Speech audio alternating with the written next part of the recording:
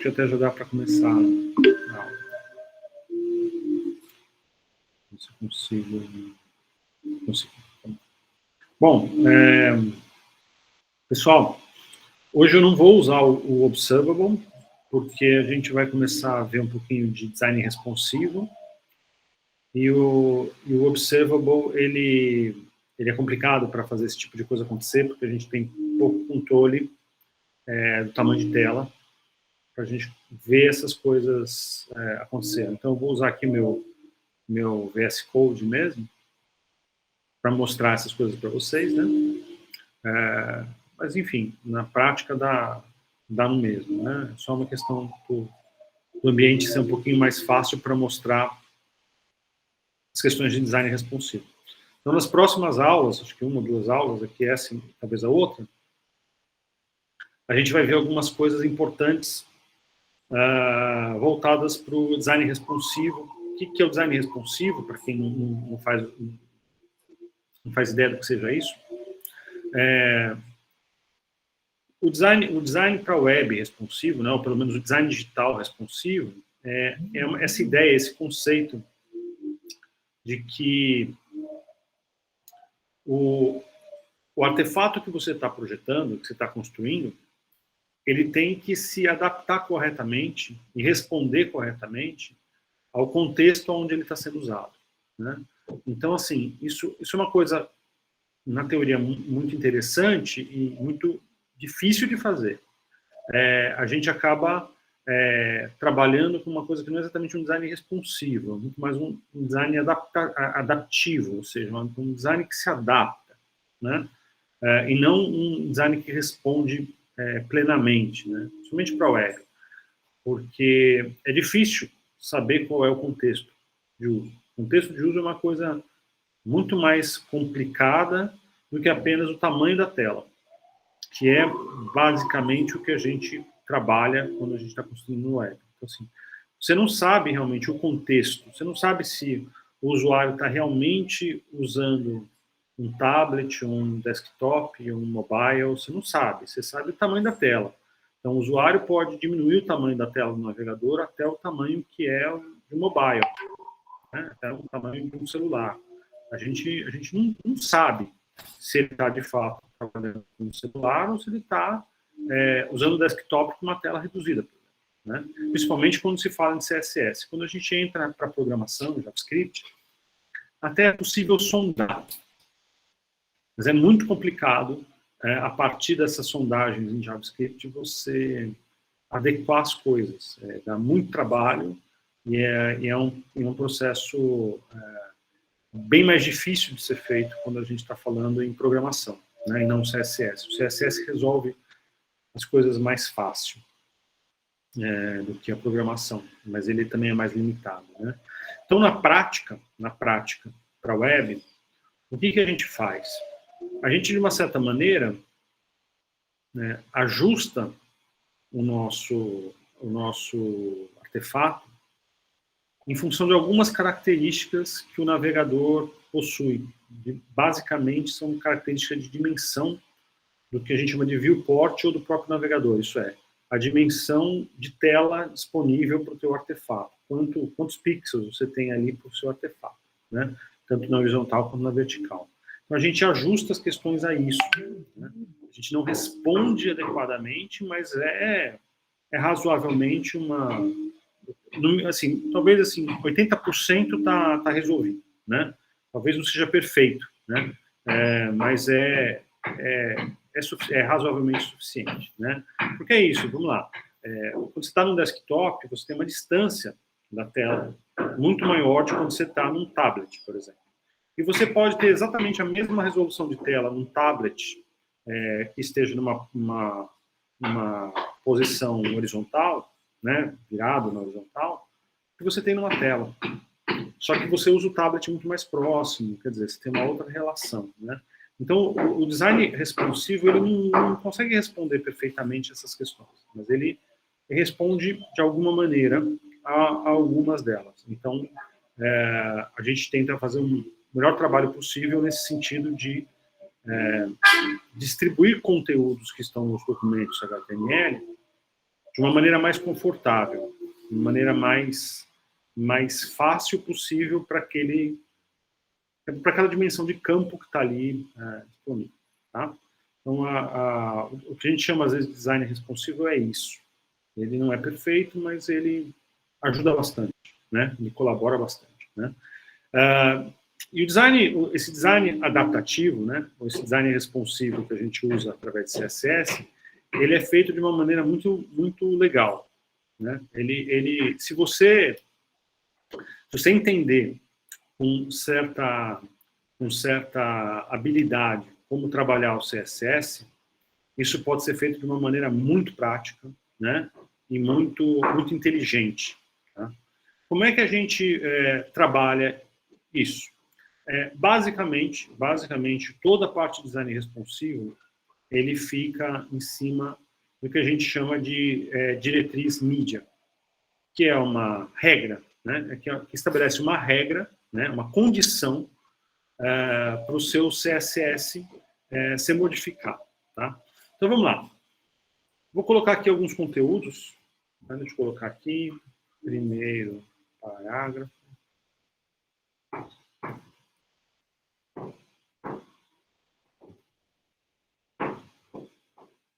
Dois conteúdos.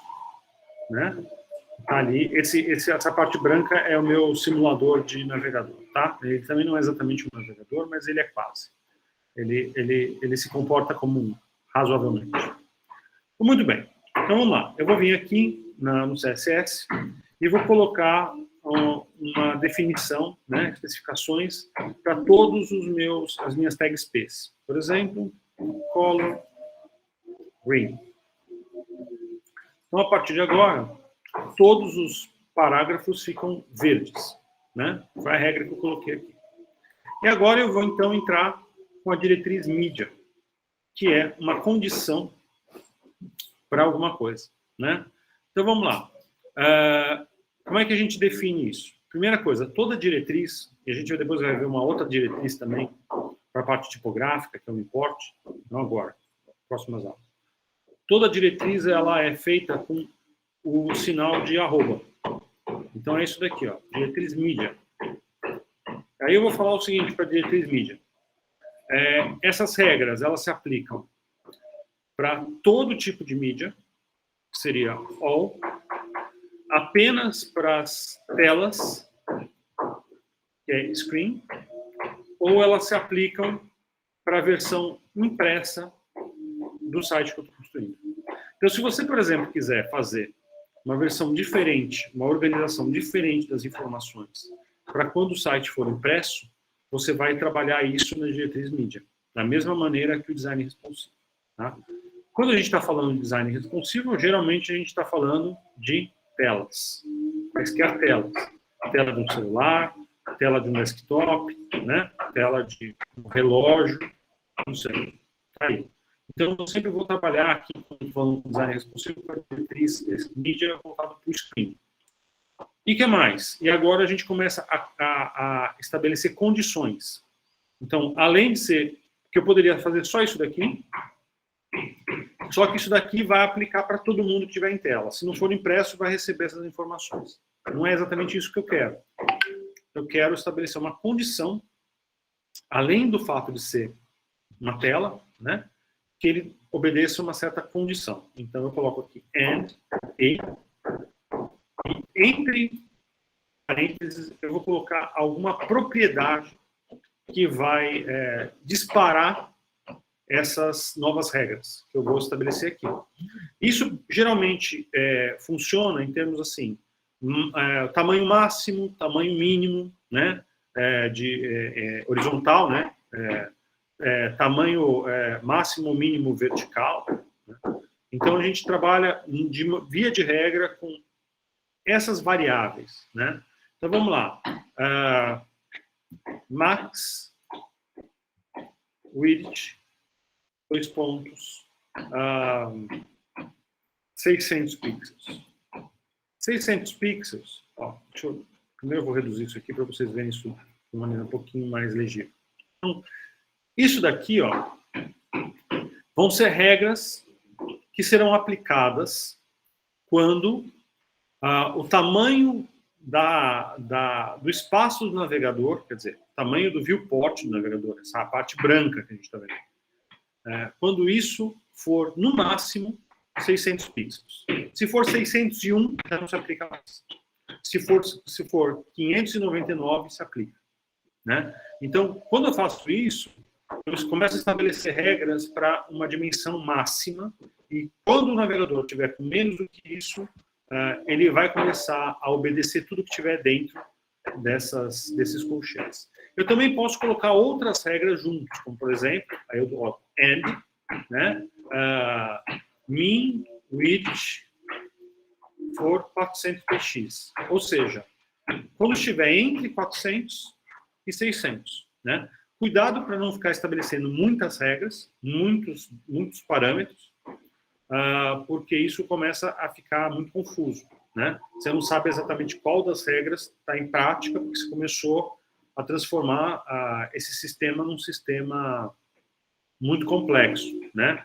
A gente também tem algumas outras possibilidades, principalmente quando a gente está falando de tablets e celulares, né? Que a gente pode ter o orientation, por exemplo. Deixa eu ver aqui.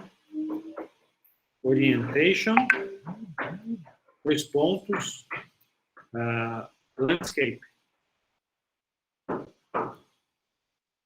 Aqui nesse caso eu vou colocar portrait, porque senão a gente não vai ver, né? Landscape vai ficar na horizontal. Portrait. Ou seja, olha, essas regras que eu vou aplicar aqui, elas são para quando o navegador tiver no máximo 600 pixels e ele estiver na orientação vertical. Né? Isso é importante, por exemplo, para mobile. Né? Se você quiser que as suas modificações se apliquem só quando o navegador do celular estiver na posição vertical, né? Ele vai usar. Se estiver na posição horizontal, no landscape, ele não aplica essas regras, ele aplica outras, ou mantém as regras originais. Tá? Então, esse tipo de construção, se bem que eu acho que é isso aqui, deixa eu ver. Se não me falha a memória, é isso aqui. Tá? Tem que separar isso por parênteses. Tá? Então, você pode unir essas regras para criar uma regra um pouco mais complexa que garanta que certas coisas vão acontecer. Então, o que acontece?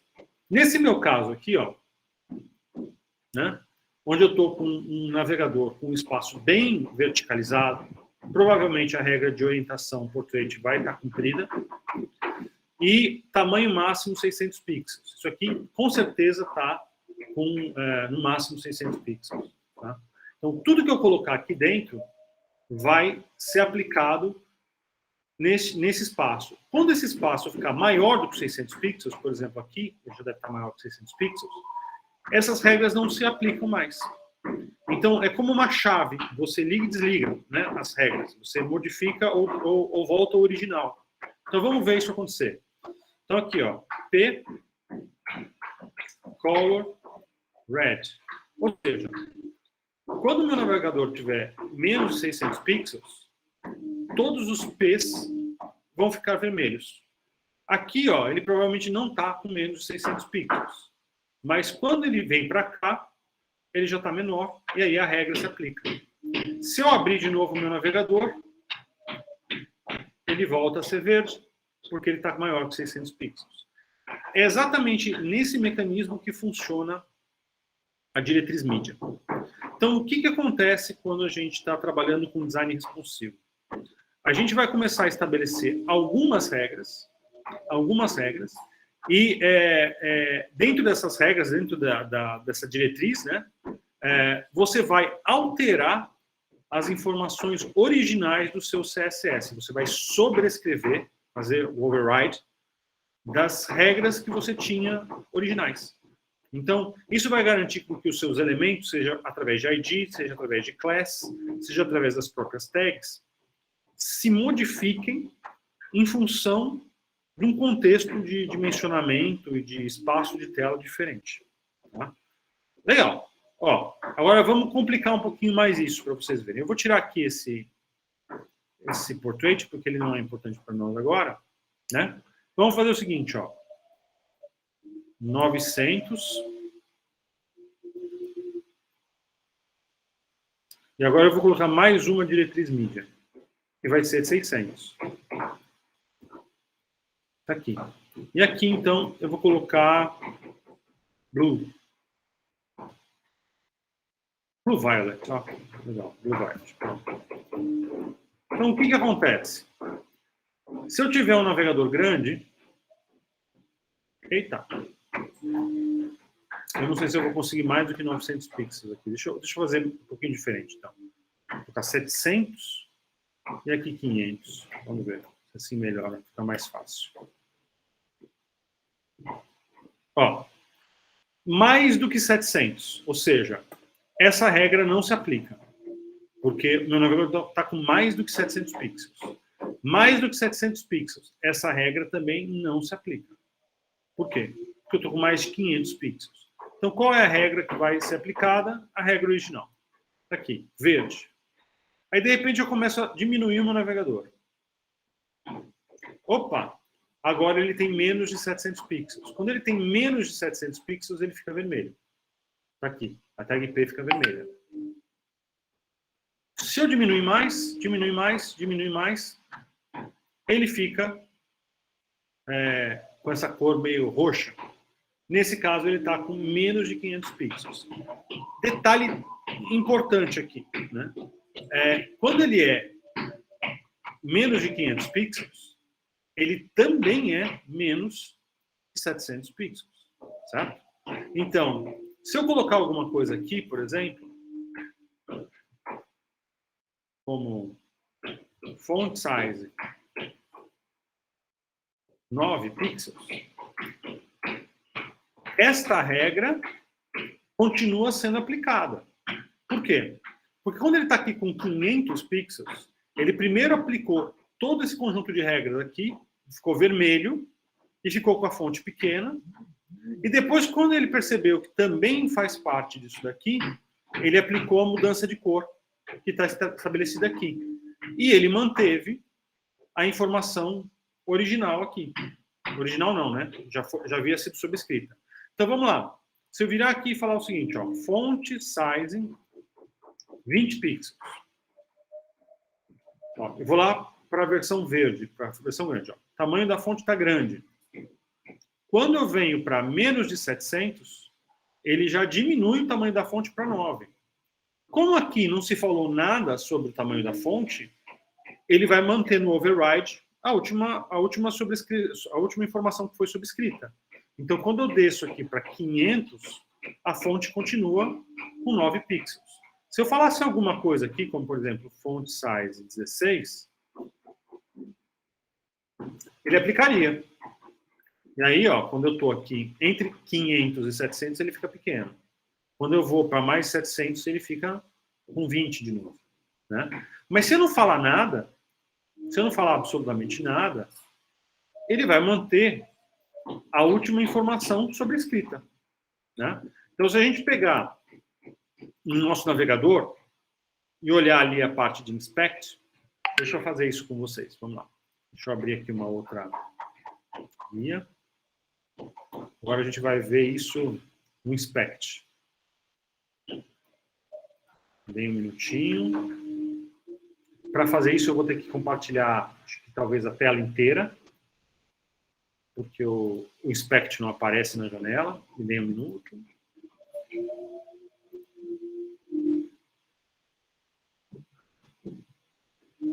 Não, o inspect aparece sim. Vamos ver. Vou tentar garantir.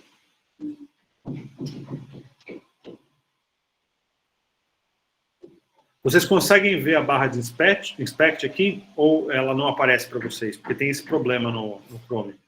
Essa parte de elementos, console, origens, tudo isso aqui está aparecendo para vocês? Vocês estão enxergando também ou sou eu? Tá sim. Tá ótimo. Tá. Isso é importante. Porque às vezes o inspect não aparece quando a gente compartilha. Principalmente quando a gente compartilha uma aba, aí não aparece mesmo. Né? Então vamos lá. Ó, aqui está meu código HTML no inspect. Tá vendo? Ó? Ele inteirinho aí. Né?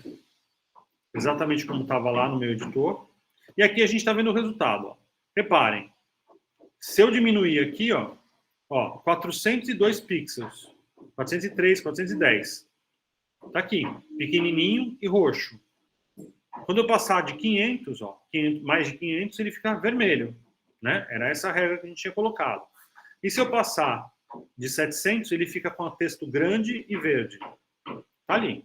Tá, agora vamos dar uma olhada no que está acontecendo com o elemento.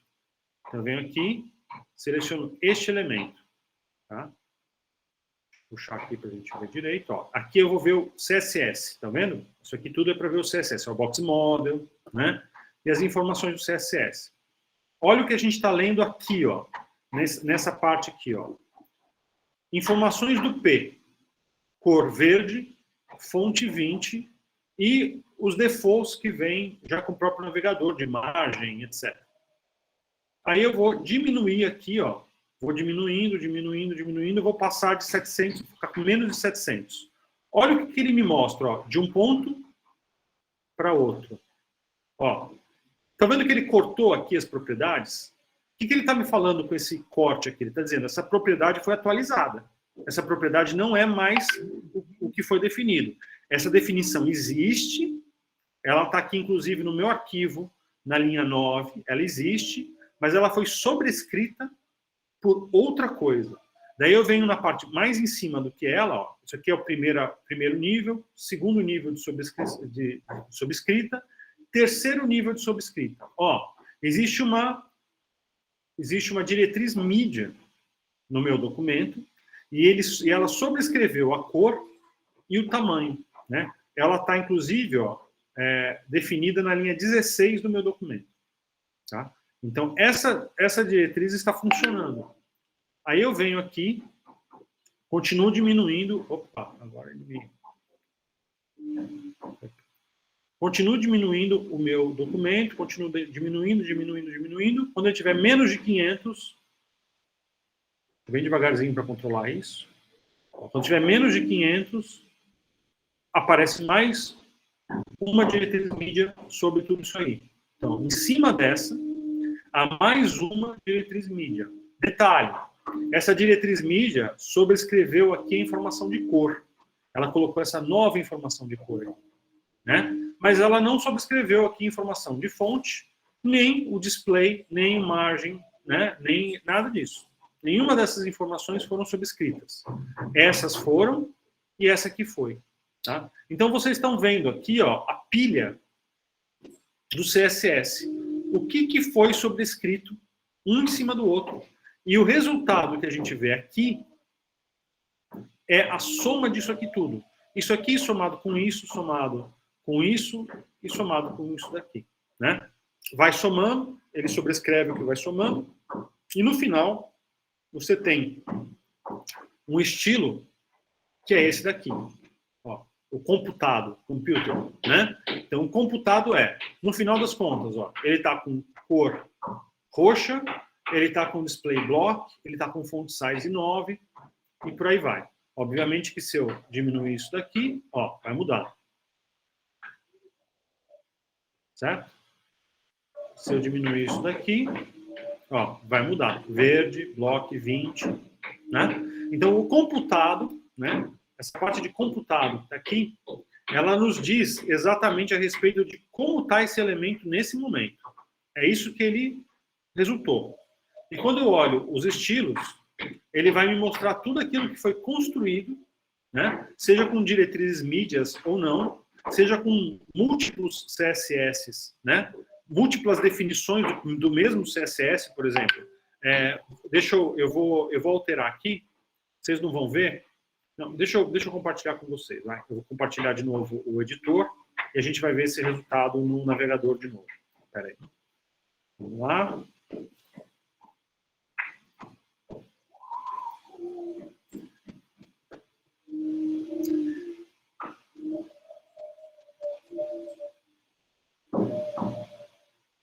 Deixa ele subir. Então, eu vou vir aqui e falar o seguinte, ó. ID igual XPTO. E aí eu vou definir alguma coisa para o XPTO aqui, ó. No original, não dentro da diretriz mídia por enquanto. XPTO. Vou falar, por exemplo, que text decoration underline, por exemplo. Tá? O que vai acontecer? Aqui, ó. O segundo parágrafo, que é o XPTO, e ele está sublinhado, certo? Vamos dar uma olhada no navegador junto com o inspect, como é que isso acontece. Então, vamos lá.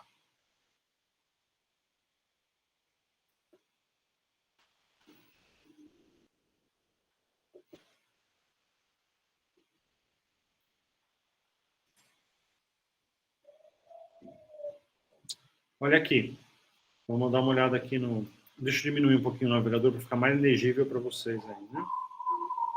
Talvez ajude um pouco. Ó, nós temos aqui, eu vou pegar aqui o elemento, ó, definições originais do P. Depois a gente tem um P com cor verde, fonte 20. Depois a gente tem uma diretriz mídia que sobrescreveu tanto o tamanho da fonte quanto o tamanho quanto a cor. Depois a gente tem, ó, um ID XPTO que adicionou text decoration underline. Tá vendo? O ID está por cima da diretriz mídia. Certo? Se eu tivesse vindo na diretriz mídia e alterasse o ID também, ele provavelmente apareceria a diretriz mídia por cima disso aqui, né? Porque se eu virar aqui na diretriz mídia e colocar uma informação dessa, ele provavelmente vai passar por cima desse XPTO, né? Mas como não tem nenhuma informação a respeito do ID XPTO dentro do mídia, a gente já vai fazer para vocês verem. O ID XPTO está por cima de tudo, certo? E se eu olhar aqui em computado, a gente vai ver aqui, ó, text decoration underline. Tá aqui, ó.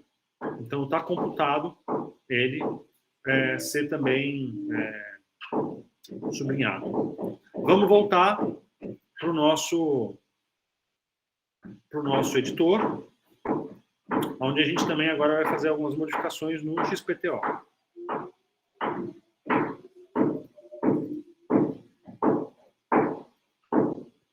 Então vamos lá. Já deve estar subindo aí para vocês.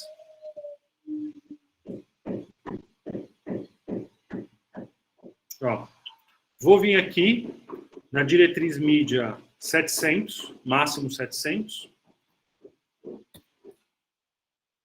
XPTO. Só que eu vou fazer alguma coisa diferente. Vou fazer o seguinte. Margem left 120 px. Ó, olha o que aconteceu aqui. Então, quando ele está maior que 700, não acontece nada, não tem nenhuma informação a respeito de margem, ele está verde, com sublinhado. Quando eu fico menor que 700, aplica a margem left. Certo?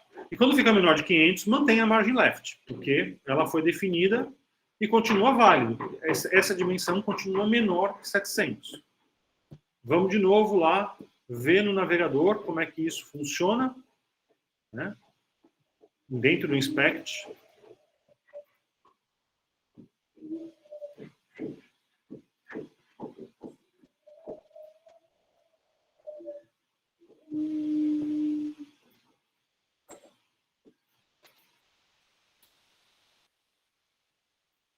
Aqui, eu não sei se está grande para vocês. Pequeno, vamos ver se a gente melhora isso aqui. Mas vamos lá, ó. Aqui, 700, né? Vamos ver aqui os estilos, né? Mais de 700. Ó, XPTO, text decoration underline. Tá sublinhado mesmo, tá tudo certo. Informações do P e as informações padrão do código, né? Aí eu vou diminuindo de tamanho, quando ficar menos de 700, deixa eu pegar aqui a transição. Ó, 600, 700 está aqui. 700 mesmo, ele aplica 700. Olha aí.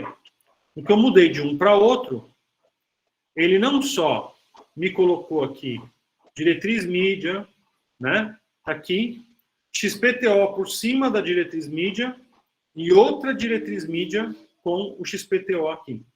Estão vendo? Ou seja, o ID da diretriz mídia veio por cima, sobrescreveu o ID original, né? Então eu passei por cima daquele ID e apliquei os 120 pixels, tá? E aí, ó, se eu diminuir menos de 500, ó, menos de 500, cadê o menos de 500? Não apareceu aqui? Deveria ter aparecido. Estranho. Ele não está me mostrando, ele está aplicando, mas não está me mostrando. Tanto é que a cor está aqui. Curioso. Será que ele... ele só não está mostrando, gente, porque ele está aplicando, né? Mas ele não está mostrando aqui no inspect. Deveria estar mostrando. É algum pau estranho, né? Ah, agora mostrou. Acho que era falta de espaço. Está aqui, ó. Então, o P... Peraí. Esse carinha aqui. Ó, o P original, o P default do Chrome, depois o P original, que eu construí no CSS, depois uma diretriz mídia sobre o P, que sobrescreveu as informações, depois uma diretriz mídia sobre 500 pixels, que sobrescreveu informações do P com cor, depois o ID, depois uma diretriz mídia em cima do ID, que joga 120 pixels de margem. Então, uma sobrescrevendo a outra, até que o elemento computado fica com essas características. Não? É assim que funciona. Detalhes interessantes a respeito aqui do inspect, tá? Quando a gente está testando algumas coisas, quando a gente está, às vezes, até projetando, porque tem gente que projeta dessa maneira, trabalha o projeto fazendo teste no navegador, né?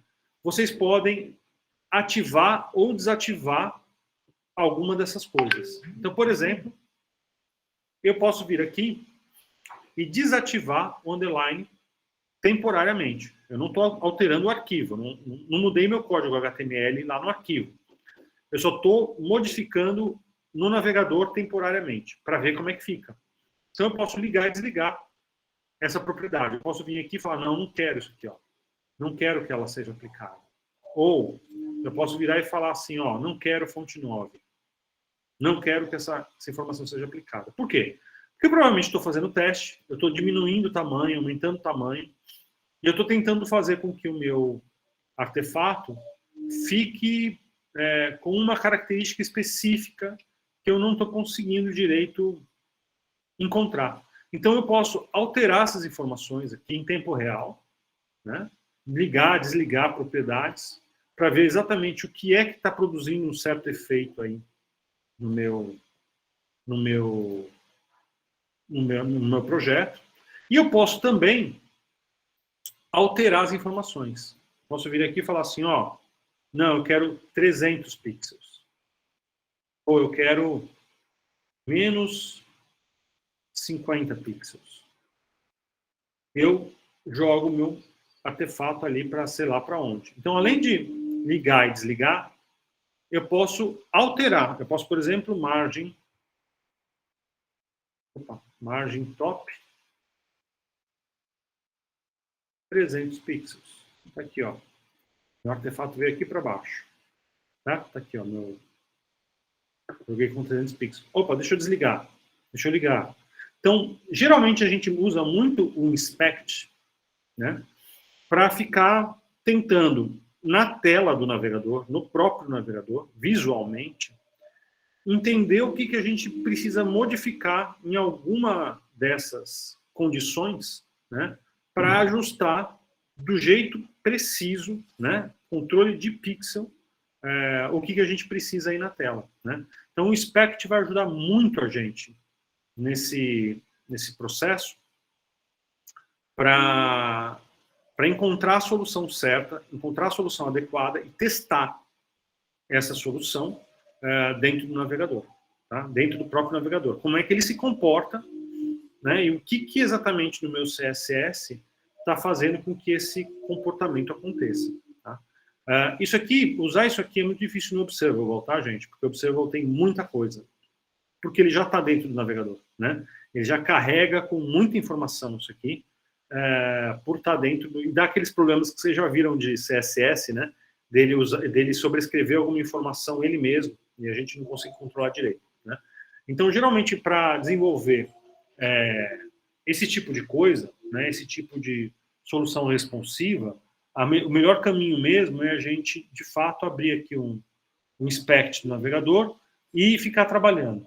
Mais do que isso, o navegador tem uma ferramenta muito importante para design responsivo, que é esse íconezinho aqui, ó. Não sei se vocês conseguem ver, ó, em cima aqui, ó, esse íconezinho que tem uma espécie de um celularzinho do lado da ferramenta de seleção, tá? Esse cara aqui. Esse cara aqui faz o quê? Ele abre o simulador do navegador. Então, o seu navegador ele vai passar a simular certos contextos. Isso é especialmente importante quando a gente está programando, né? Quando a gente programa mesmo, usa JavaScript, a gente vai capturar outras informações além do tamanho da tela, né?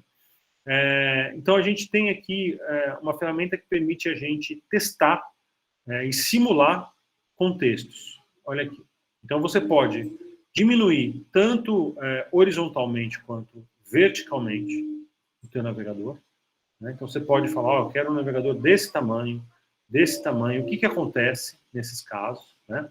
E aí seria até bom a gente... Deixa eu recarregar aqui os dados originais. Engraçado que ele não está respondendo. Deixa eu ver por que ele não está respondendo. Porque, claro, porque o espaço aqui não está verde, está vermelho. Tá. Então, vamos lá. Por algum motivo ele não está respondendo aqui às mudanças, muito provavelmente porque ele está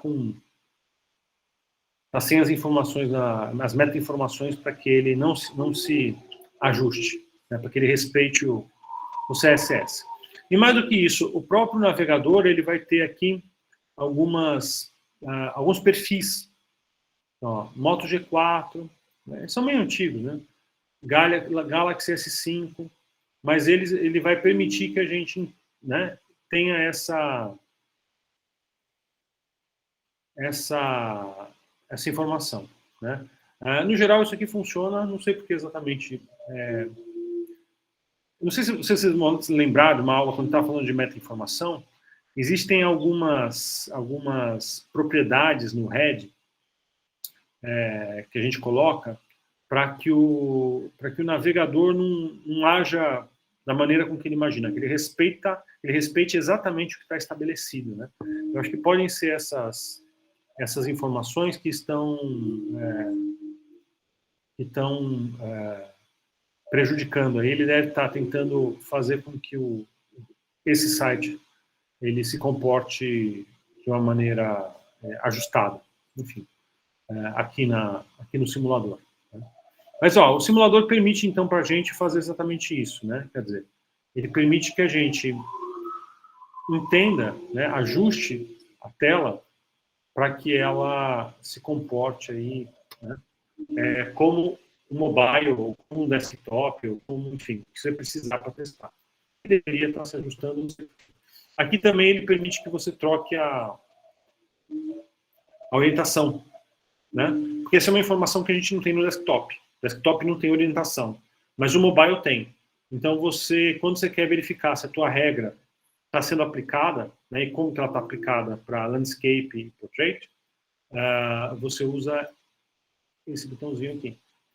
Então, a gente tem isso aqui no... Eu desliguei, né? E aí as coisas voltaram a funcionar. Engraçado ele não ter funcionado, mas tudo bem. Então, esse tipo de recurso do navegador vai ser muito importante, né, muito, muito útil, para que a gente consiga fazer um bom design responsivo, né? Porque a gente, de fato, precisa testar. Às vezes, as regras que a gente coloca, elas vão entrar em conflito, né? Então, a gente coloca umas regras meio absurdas, né? Vamos lá, vamos voltar aqui para o editor para a gente ver um pouquinho isso. Diga, Juliana. Professor, só uma dúvida rápida. A diretriz, ela vai acima mesmo da informação que a gente tem, que é geral, né, para o caso normal mesmo, ou ela vai abaixo, ou tipo, essa questão da ordem, ela não influencia? A ordem não influencia muito. O navegador ele vai ordenar isso da maneira mais específica para mais genérica. Ou seja, quando você coloca o teu navegador, por exemplo, em 400 pixels, ele é menor do que 700. Então, essa regra se aplica. Só que ele é ainda menor do que isso, ele ainda é menor do que essa outra regra. Então, essa regra é mais específica. Por quê? Porque ele está mais próximo do 500 do que ele está do 700. Então, o teu navegador ele vai ordenar isso para você. Ele vai aplicar as coisas nessa ordem de especificidade. O ID, por exemplo, ficou por cima. Por quê? Porque o ID é uma regra ainda mais específica do que essa regra de tamanho. Concorda comigo? Então, o que acontece? O ID, ele diz respeito àquele elemento mesmo, né? Então, não quer dizer que se você, por exemplo, colocar aqui que a cor é azul, sei lá, vamos lá, color black, por exemplo, tá? Ó, por ser um ID, repara, eu estou aqui num tamanho pequeno, né? Por ser um ID, uma regra muito específica, ele continua preto, independente do tamanho, tá vendo? Ó, ele continua preto. Por quê? Porque a regra do ID, ela é uma regra extremamente específica, né? Ela diz respeito exatamente àquele elemento. Então, a diretriz mídia, por mais que ela fale a respeito do ID, né? Se bem que, na verdade, não é isso, né? Aqui eu também não coloquei nada aqui, né?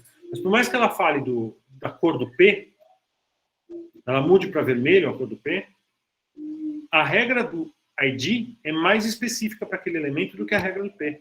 Então, ela vai ser obedecida, independente das mudanças que houverem para o P aqui e aqui. Agora, claro, se eu virar aqui e falar color red, aí ele vai ficar vermelho. Ele era verde, que era verde, desculpa, que é preto, né, o XPTO.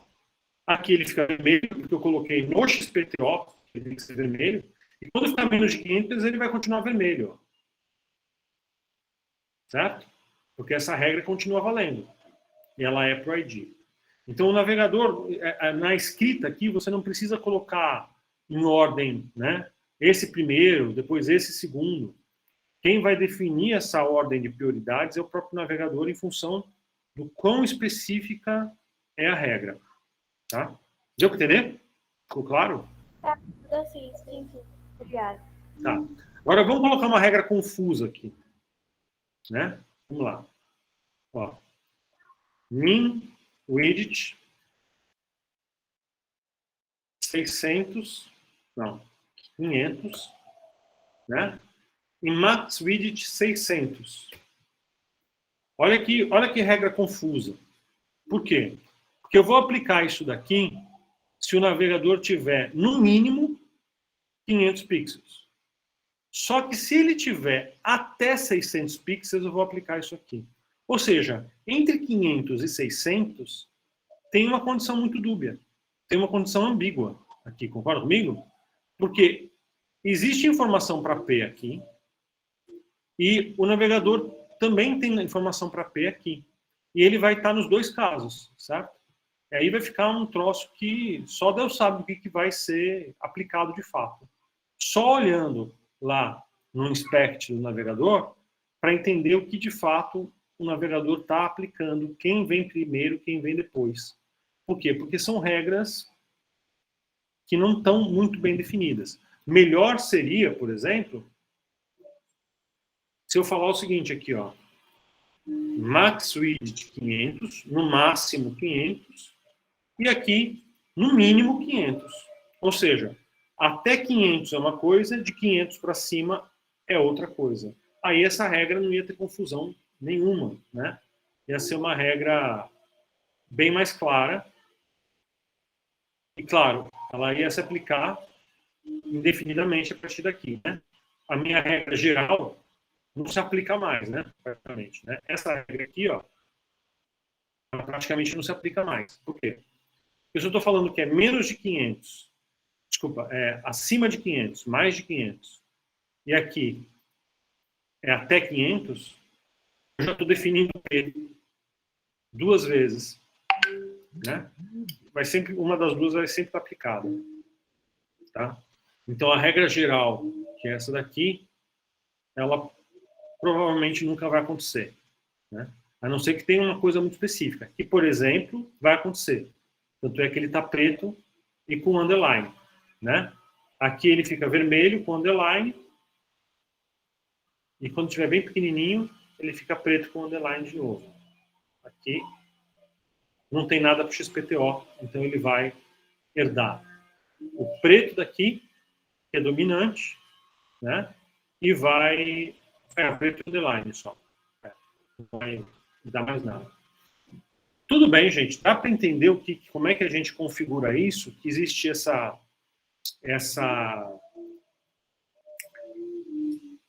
essas condições são feitas. Isso são verdadeiras condicionais, tá?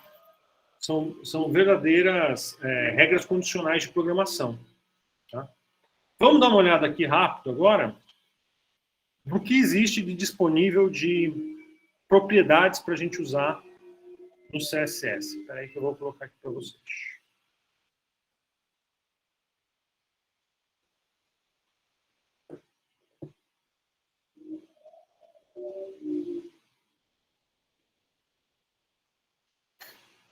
Estou usando aqui o W3 Schools, né, a documentação do W3 Schools. Vamos lá. Então, olha só.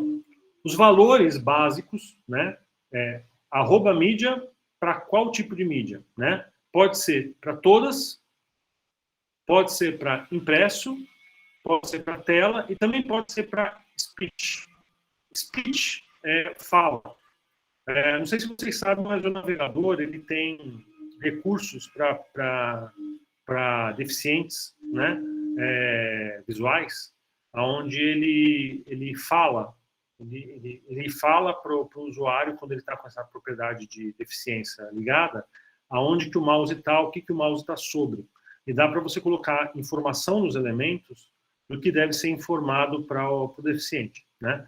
Então, isso também é um tipo de mídia. O que deve acontecer com o teu CSS quando o navegador estiver falando, né? Quando estiver lendo a tela para um deficiente. Né?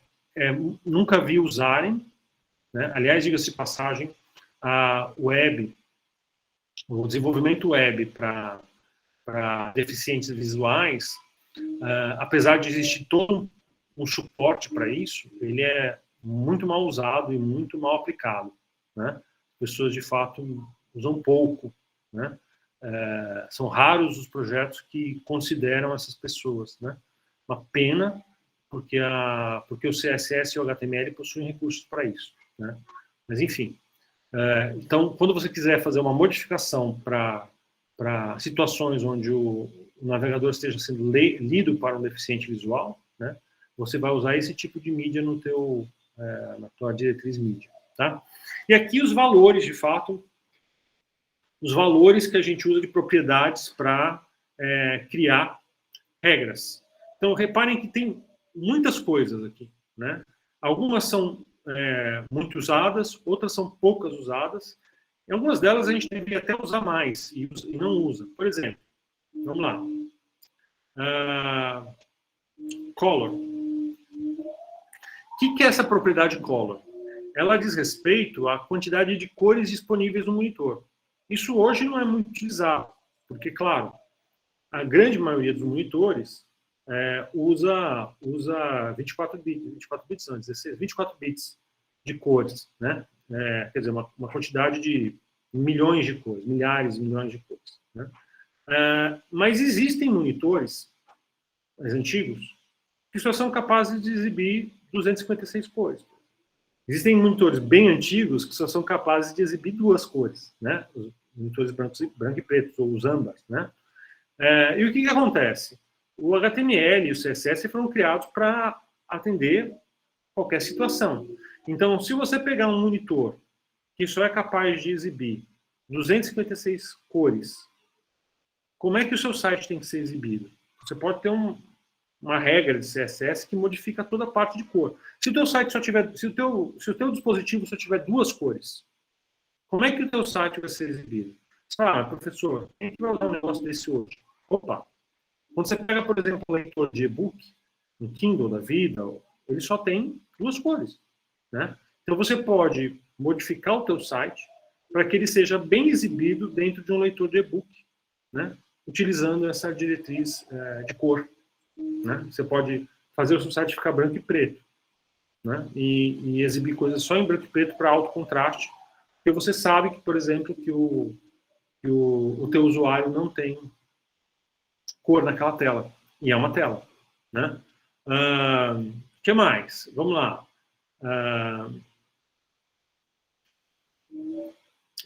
Isso aqui eu não sei exatamente para que serve, não faço ideia. Height, em vez de usar width, você pode usar height, né? Por exemplo, hover. Né? O que é essa propriedade? Né? O seu dispositivo, a sua tela, ela possui capacidade de hover? Você fala, mas o que é isso? Vamos lá. Quando você tá no desktop, com o mouse passa por cima das coisas, né? E quando você passa com o mouse por cima das coisas sem clicar, você ativa a informação de hover, né? Ou seja, acende um link quando o mouse está por cima, sem clicar. Mas uma tela touchscreen, uma tela de celular ou de tablet, você não tem hover. Você não tem um mouse passando por cima de um elemento que você possa ver isso acontecer e falar, você passou por cima desse elemento, isso é um elemento clicável, acende uma luzinha, acende alguma coisa. A tela touchscreen não tem isso. Ou você toca e clica, ou você não toca e clica. Ele não tem um mouse indo para lá e para cá, sendo colocado em algum lugar para clicar. Então você pode configurar o teu CSS para se comportar de uma maneira completamente diferente quando você tem um dispositivo que não tem hover. Entendeu? Mas esse dispositivo é uma tela sensível ao toque e não tem mouse. Então eu quero que a configuração visual, a gráfica e a organização do meu artefato seja diferente. Ou no mínimo, eu quero que os links sejam diferentes. Por quê? Porque não tem hover. Não tem como acender alguma coisa em alguma coisa que o usuário passa com o mouse. Eu já quero que tudo que for link já fique aceso para o usuário saber que ele pode clicar naquele elemento, por exemplo. Tá? Não sei se vocês já viram, tem gente, às vezes, também por questões de deficiência visual, que às vezes ligam temas nos sistemas operacionais que são de alto contraste com cor invertida. Se isso acontecer, tá aqui, ó. Tem propriedade para isso no CSS, né? Aspect ratio. Isso aqui é interessante e complicado. Pode dar bons resultados e pode gerar uma dor de cabeça gigantesca. É a relação. O que é o aspect ratio? É a relação entre o tamanho horizontal e o tamanho vertical. Ou seja, vamos lá. Se o aspect ratio for 1, significa que o meu navegador está com um formato quadrado. Que tanto a vertical quanto a horizontal, independente de tamanho, não estamos falando de tamanho, estamos falando de proporção. Independente de qual seja o tamanho, a tela está quadrada. Se eu tiver um aspect ratio 2, significa que eu tenho o dobro de dimensão na horizontal que eu tenho na vertical. É um retângulo, né? Um retângulo, assim, vocês vão ver, não vai dar para ver. É um retângulo, assim. O dobro de uma relação para outra, né? Mais ou menos como vocês estão vendo na minha tela aí. A minha tela está mais ou menos nessa proporção, né? É um landscape praticamente com aspect ratio 2, ou seja, quase o dobro na horizontal do que está na vertical, né? Então você pode estabelecer uma regra para esse tipo de situação, de proporções, né? É interessante, dá para fazer umas coisas interessantes com isso, mas também é bastante complicado de trabalhar, porque você não está mexendo no tamanho concreto. Você está apenas trabalhando a relação, né? Então vamos lá. Eu quero fazer um site que quando o navegador está de fato quadrado, ele fique de uma determinada maneira. Quando ele está mais exprimido e mais comprido, ele se comporte de outra, por exemplo. Você pode definir essas questões aí a partir do aspect ratio, né? Eu fiz isso uma vez. É interessante, mas dá umas dor de cabeça, às vezes, em algumas questões. Pode ter uns resultados legais, né? Enfim, né, gente, vocês estão vendo, ó, Max Height, né? Max Resolution, a resolução de tela mesmo. Isso é importante para a gente saber, às vezes, se o dispositivo é um dispositivo com tela de celular, por exemplo, né, que tem muita resolução e pouco espaço físico, né? Uma tela pequena, mas com resolução grande, né? Então, você quer saber se é isso que acontece com uma situação desse, com um contexto desse, você vai usar uma ferramenta dessa. Min Aspect Ratio, quer dizer, o mínimo do Aspect Ratio, Max Widget, né? Enfim, Min Widget, Min Resolution, Orientation, tá? Então, aqui vocês têm, Key Pointer, ó. O dispositivo de entrada principal é um mouse, por exemplo, né? Ou não. Então, isso pode ser um jeito de você configurar o seu artefato, né? Você resolver como é que você vai modificar o seu artefato. Tá? Então, todas essas propriedades, tem muitas dessas coisas, né, que às vezes não tem utilidade nenhuma. Seria para algum caso muito raro, né? Mas é isso. Se você quiser modificar alguma coisa em função desse dado, você tem aí disponível, né? Esse aqui, por exemplo, update, né? É a mesma coisa para a questão do Kindle. As telas de e-readers são telas de e-ink. Elas têm uma taxa de atualização muito baixa, né? Quando você muda alguma coisa, ela leva muito tempo para mudar. Não sei se vocês sabem, as telas de e-ink são tinta mesmo, é tinta. Aquilo que você vê na tela é tinta, de fato, de verdade. As e-inks, elas têm um mecanismo microscópico que joga a tinta para cima da tela e tira a tinta para o vácuo da tela. Então, são micro bolinhas de tinta que, quando passa a corrente elétrica, a bolinha de tinta sobe, quando passa de novo, ela puxa. Então, o e-ink, ele trabalha com tinta de fato, né? E, por conta disso, o tempo de resposta é muito diferente da luz, né? Então, a taxa de atualização é muito lenta. Com isso daí, você pode detectar o contexto de um Kindle, por exemplo, de uma tela de e-ink, né? Também, junto com cor, enfim. Então, são ferramentas que a gente tem para conseguir caracterizar o contexto do nosso usuário, né? O contexto de quem está usando, como está usando, né? E quem sabe aí controlar melhor, né? Ou adequar melhor aquilo que a gente está apresentando dentro desse contexto específico. Tudo bem, gente? Ficou claro? Dúvidas? Questões? Nada? Nenhuma? Tudo ok. Então tá. Bom, a gente vai começar a ver algumas técnicas clássicas, né, para trabalhar com essa questão da responsividade, né? Já posso até começar aqui um pouquinho, não vou entrar muito nisso, né? Mas a gente vai ver algumas técnicas específicas para isso, para trabalhar com isso, né? Porque, apesar de parecer tá muito fácil, é só você alterar, existem alguns esquemas como você faz isso para facilitar a tua vida na hora de você colocar. Deixa eu colocar uma outra coisa aqui para vocês verem. Icons. Não sei se ainda existe esse site. Deixa eu ver. Não, eu não sei se eu vou conseguir ver isso. Acho que saiu do ar. Icons. Deixa eu procurar aqui, só ver se Design Adaptive Icons. Não acho que vai ser esse caso. Também acho que não vai ser esse. Deixa eu só ver se eu estou achando aqui. Não.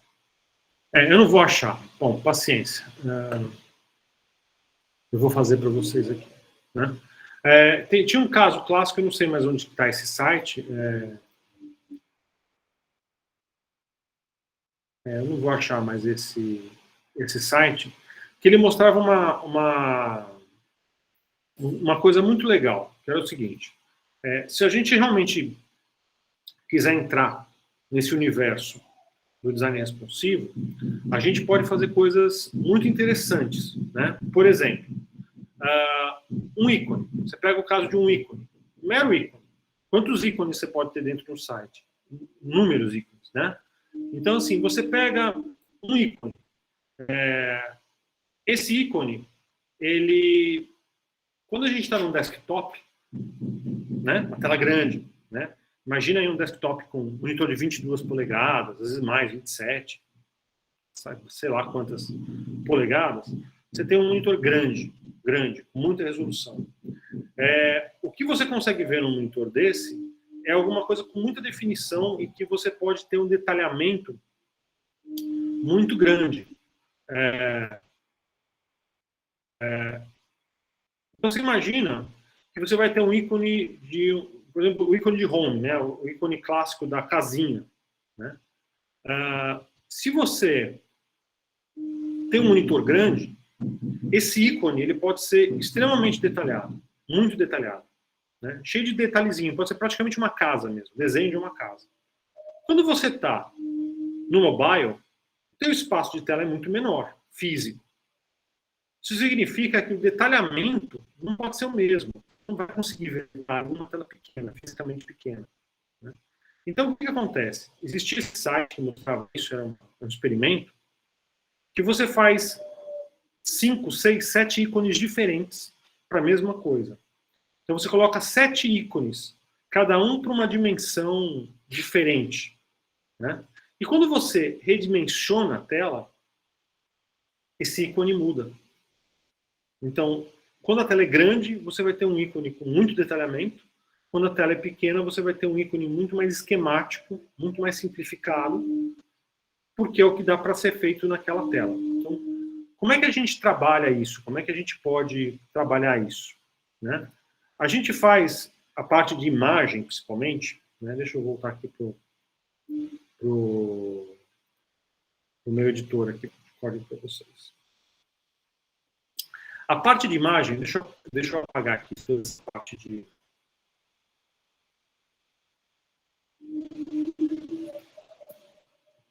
Aí, tá? Tô tirando aqui toda a parte de mídia, tá? Deixa eu pegar uma foto. Aí não vou conseguir pegar uma foto. Vou pegar uma foto no Globo, qualquer foto aí, só pra gente... Não, no Globo, globo.com. O navegador chato.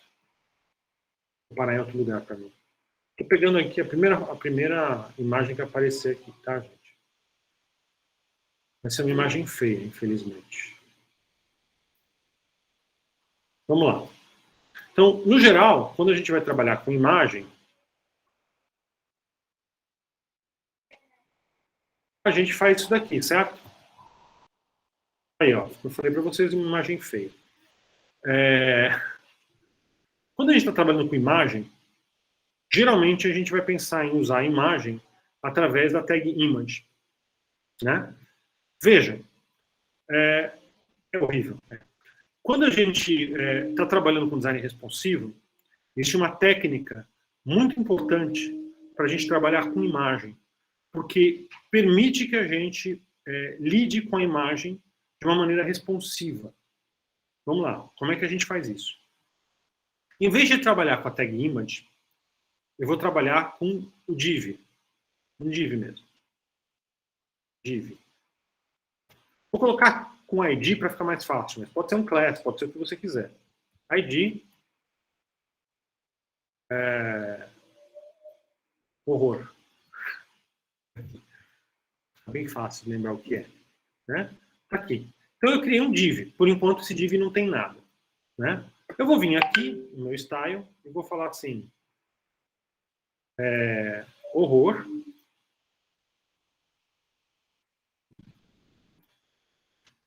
Background color. Red, né? E vou definir um tamanho para esse div. Width, por exemplo, 400 pixels. Height, 400 pixels. Então, ó, criei aqui um quadrado vermelho em cima dessa foto horrorosa, né? E está aqui, um quadrado vermelho. Como é que a gente agora, então, pode trabalhar com imagem sem usar a tag image? Vamos lá. Vou tirar isso aqui daqui, esse endereço. Vou tirar a tag image. Saiu, ufa, que maravilha, mas eu vou colocar ela de volta. Em vez de colocar background color, eu vou colocar o seguinte. Não tem problema colocar também, mas a imagem vai passar por cima. Background, image, URL, e aqui dentro eu vou colocar o endereço da imagem. Certo? Por enquanto não aconteceu nada. Cadê a imagem? Onde ela está? Não apareceu a imagem. Bom, é porque não basta você fazer isso, né? Você tem que, além da imagem, tem algum erro aqui, que eu errei aqui, deixa eu colocar aspas, é isso? Para ficar reclamando com as duas aspas. Vamos certificar. Bom, já vi a imagem. Vocês estão vendo que a imagem está se repetindo, né? Se fosse um espaço maior, quem sabe, por exemplo, 800 por 600, ó, ela se repetiria várias vezes, tá vendo? Tá aqui, né? Então, como é que a gente trabalha com a imagem para que essas coisas não aconteçam? Porque a imagem ela é menor do que o campo. Quando ela é menor do que o campo, o background vai começar a repetir essa imagem várias vezes, tanto na vertical quanto na horizontal. Como é que a gente faz? A gente pode virar aqui e falar assim, olha, background, size, eu vou redimensionar essa imagem para 800 por 600. Só que eu provavelmente vou distorcer a imagem, né? Porque a proporção dessa imagem não é essa, né? Ela é outra. Então eu estou distorcendo ela ficou meio puxada, estranho. Eu tenho essa opção aqui, ó. Cover. Cover vai fazer o seguinte, mantém a proporção da imagem, né? E faça com que ela cubra toda a área disponível do elemento. Alguma coisa vai ser cortada, tá? Alguma coisa pode ser cortada, né? Mas eu vou cobrir a área inteira. Mais do que isso, se eu virar aqui e falar o seguinte, ó, 100%, 50% e 300. O que vai acontecer? Vocês estão vendo que a imagem está aumentando? Está aparecendo coisa que não aparecia antes? Por quê? Porque o meu bloco, o meu div, ele aumentou de tamanho, conforme eu aumentei o navegador, né? E o cover, esse size cover, ele está falando o seguinte, ocupe o que der para ocupar. Você tem uma área, você tem que ocupar tudo. O que você vai fazer? Você vai exibir essa imagem, vai distribuir essa imagem de uma maneira proporcional, não distorce a imagem, mas de um jeito que ela ocupe tudo. Então, ele vai ampliar a imagem, ele vai diminuir a imagem, ele vai cortar a imagem, ele vai fazer alguma coisa de maneira que essa imagem ela ocupe todo o espaço disponível, né? Redimensionar, enfim, ele vai fazer o que for necessário para garantir que todo o meu bloco seja ocupado com a imagem, né? Isso é uma ferramenta muito útil, né? Porque a gente muitas vezes precisa disso, não sabe qual é o tamanho do elemento, né? E mais do que isso, eu posso dizer background, position, quais são as âncoras de amarração dessa imagem. Por exemplo, center, center. Amarra no centro da imagem, no centro vertical e no centro horizontal e no centro vertical. Aqui, ó. Então, o centro da imagem é esse daqui. Essa imagem tem a mesma coisa para cá que ela tem para a direita, tem para a esquerda. Tem para cima, tem para baixo. Então, quando eu redimensiono, ele usa como pivô para redimensionar o centro da imagem. Ou eu posso colocar, por exemplo, right bottom. Ou seja, eu vou redimensionar usando como pivô o lado direito e a parte de baixo da imagem. Tá vendo? Então, quanto mais eu aumentar, mais o que está na esquerda vai aparecer. Ó, não que essa imagem seja boa, né? Mas essa consegue ser pior, né? Então é isso. Você consegue controlar o que você vê da imagem em função dessas questões. E agora vamos lá. Vamos trazer isso para o design responsivo. Então é o seguinte, condição normal, aqui, é de 50% amarrado aqui na direita. Além do cover, a gente também tem o contain, tá? Não posso esquecer de falar do contain. Contain é uma outra coisa. O contain, ele vai, na verdade, ó, background, repeat, no repeat. Não repita. Desculpa, gente, perdão. O contain, ele vai fazer o seguinte, a imagem inteira vai aparecer no navegador, no elemento. A imagem inteira. Ele vai fazer o que for possível para ajustar o melhor possível essa imagem. Mas a imagem inteira vai aparecer. Então ele não vai cortar nada da imagem. Então se ele conseguir ajustar essa imagem para o tamanho todo, ótimo. Se não, ele vai deixar sobras. Mas a imagem completa vai ser colocada. Né? No geral, a gente usa mais o cover. Mas o content pode ser muito útil também. Tá? Então vamos agora colocar diretriz mídia para isso daí. Mídia, screen, and max width 500 pixels. Então, no máximo 500 pixels. Se tiver até 500 pixels, eu vou mudar algumas coisas. O que eu vou mudar? Eu vou mudar o horror. Horror. Tem que fazer piada com as coisas, né? Não dá, né? Isso não merece. Horror. E aí, o que eu vou fazer com esse cara aqui? Ó? Primeira coisa, vou mudar o widget dele. O widget vai ser 100%. O height pode ser 300 pixels, não vou mexer nele, não tem problema. O que mais? Background, position, left, top. Aqui. Então, olha só. Quando eu tenho uma tela grande, desktop, a minha imagem vai ocupar 50% da tela e ela vai estar ancorada na direita, embaixo. Né? Então eu vou diminuindo, vai saindo o Bolsonaro, graças a Deus, da cena. Né? Só que quando chegar em 500 pixels,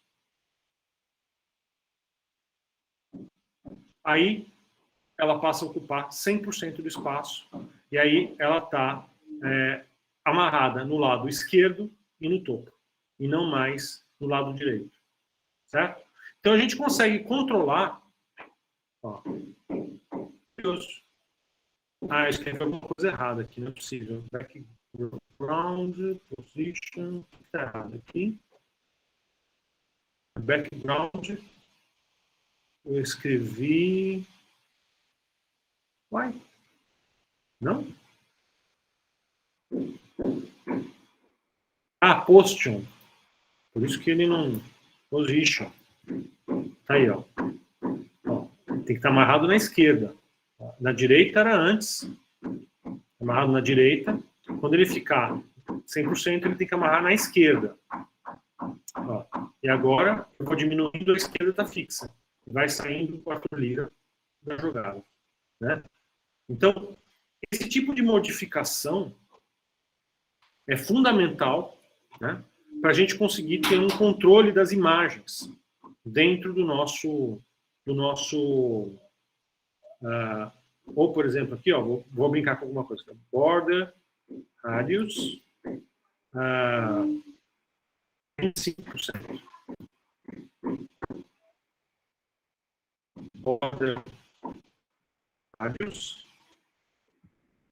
0. Aí, ó.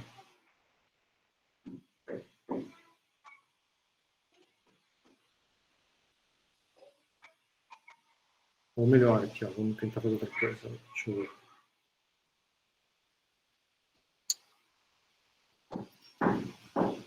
100%.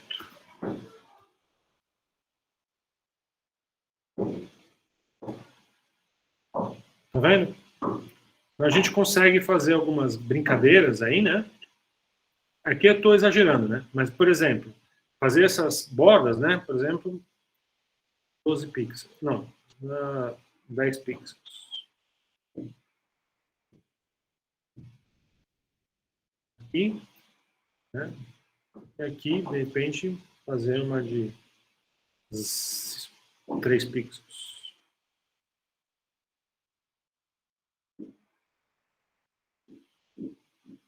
Tá vendo? Isso pode ser uma solução. Parece pequeno, né? 3 pixels parece uma coisa quase nada, mas ela dá uma suavizada. Às vezes nas quinas, né? Pode ficar mais elegante, né? Mas você pode, por exemplo, no mobile deixar ela um pouco mais arredondada, né? Para ficar mais de acordo com o espaço. Enfim, muita coisa que a gente pode mudar em função dessas coisas. Mas, sobretudo, as imagens, vocês vão ter muito menos trabalho com as imagens, em termos responsivos, se vocês fizerem, né, essa imagem, trabalharem essa imagem com esse tipo de recurso, em vez de usar a tag image, usar ela como background. Vamos fazer uma outra brincadeira aqui, por exemplo. 30 VW. Lembra que a VW é o widget, né? Mas é o widget do viewport. Então, olha só. Quando eu aumento, a imagem vai aumentando tanto na vertical quanto na horizontal. Ela mantém a proporção e vai aumentar dessa maneira. Mas quando eu... E quando eu estou aqui também, porque na verdade ele herdou, né? Então aqui eu posso virar e fazer o seguinte, ó. Right, 300 px. Aí ela fixa.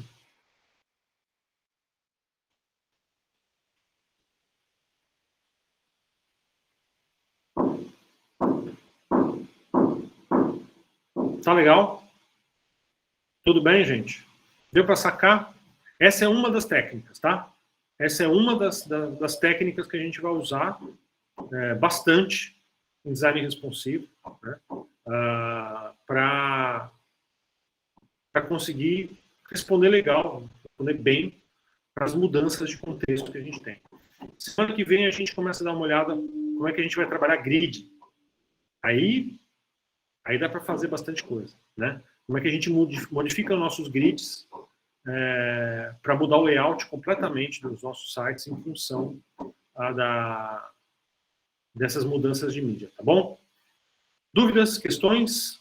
Mais alguma pergunta? Ou alguma pergunta, porque só ouvi uma hoje. Então tá bom, gente. Por hoje é isso. Não tive tempo ainda de corrigir os trabalhos, mas vou fazer isso o mais rápido possível, tá? Prometo.